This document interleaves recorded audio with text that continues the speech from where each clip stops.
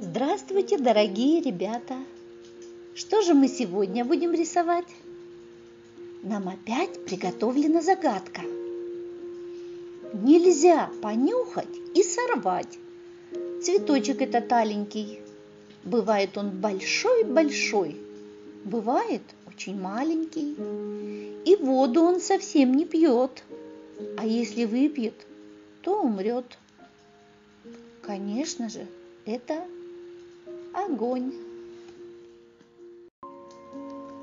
Сегодня радужная капелька научит вас самым простым способом рисовать огонь.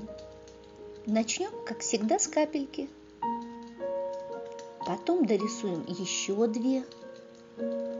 Соединяться они должны снизу. Для пламени нам понадобится 3 цвета карандаша: желтый, оранжевый и красный. Снизу огонь всегда светлее, но поднимаясь вверх по лепесткам пламени, мы используем оранжевый, а затем красный цвет. Ребята, а вы знаете, что у огня бывает разный цвет пламени? Это зависит от частиц, которые смешиваются с огнем. При определенной температуре придают ему различные свечения. Цвет пламени не всегда бывает апельсиновым.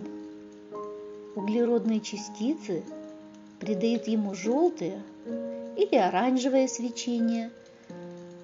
Температура при этом где-то от 500 до 1000 градусов.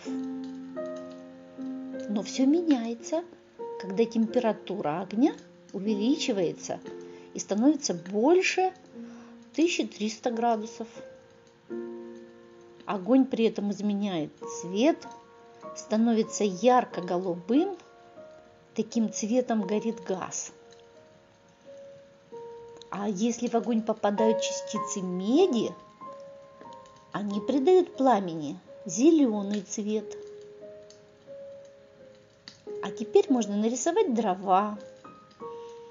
Они как лучики, идут из центра и заканчиваются полукругом. А вот хлорид лития дает пламени розовый цвет, а хлорид стронция делает пламя красным. Но бывает пламя даже фиолетовым. Здесь тоже должен участвовать маленькие частицы хлорида калия. Ну вот, наш рисунок готов. Дорогие ребята, я буду счастлива, если маленькая искорка мастерства сделала ваш талант ярче и светлее и научила вас дарить людям тепло и доброту. Делитесь своим талантом. До новых встреч, мои юные художники!